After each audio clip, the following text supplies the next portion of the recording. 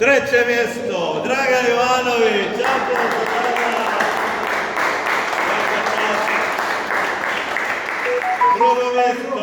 Što se tiče visine, Dragan će biti prvi. Dejan Spašanović.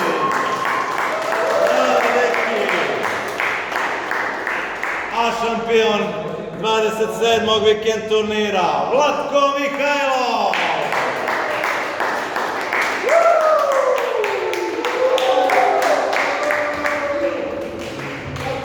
A uručit će medalju Pjetro Paljušević,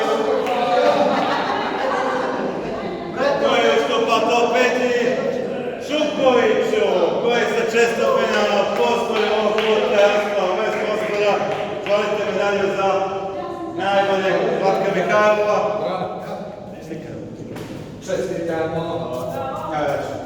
Treće mjesto Nenad Ričević, koji je dobio drugo plasirano.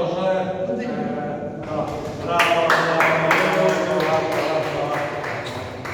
Možete samo stati da slikate. Može fotografija. Prekini sad snimanje pa pređi na